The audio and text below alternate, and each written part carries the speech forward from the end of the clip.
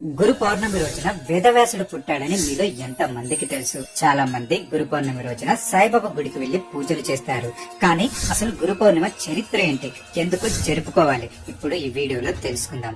ప్రతి సంవత్సరం ఆషాఢ శుద్ధ పౌర్ణమి రోజున మనం గురు పూర్ణిమను అత్యంత భక్తి శ్రద్ధలతో జరుపుకుంటాం. ఈ పవిత్ర దినం సమస్త లోకానికి జ్ఞానాన్ని పంచిన వ్యాస మహర్షి పుట్టినరోజు కావడంతో దీనిని వ్యాస పూర్ణిమ అని కూడా పిలుస్తారు. వ్యాసాయ విష్ణు రూపాయ వ్యాస రూపాయ విష్ణువే నమో వై బ్రహ్మనిదే వాసిష్ఠాయ నమో నమః అనే శ్లోకం వ్యాసుని గొప్పతనాన్ని, గురు పరంపరలో ఆయన స్థానాన్ని తెలియజేస్తుంది. గురు బ్రహ్మ గురు విష్ణు గురుదేవో మహేశ్వర గురు సాక్షాత్ పరబ్రహ్మ తస్మై శ్రీ గురువే నమః అంటే గురువును త్రిమూర్తి స్వరూపుడిగా భావిస్తారు.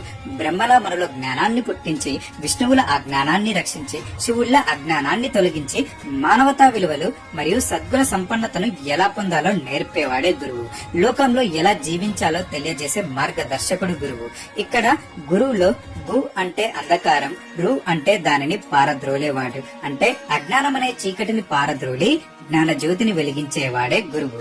జ్ఞానాన్ని కోరుకునే వాళ్ళు ఈ రోజు తమ గురువులను, పెద్దలను గుర్తు చేసుకుని వాళ్లకు కృతజ్ఞతలు చెబుతారు. పుస్తకాల జ్ఞానం కాకుండా జీవిత సత్యాన్ని నేర్పే గురువులను ఈ రోజు దర్శించుకోవటం, వాళ్ళని స్మరించుకోవటం చాలా ముఖ్యమైనది. జ్ఞానాన్ని పంచే గురువులందరికీ గురు పూర్ణిమ శుభాకాంక్షలు.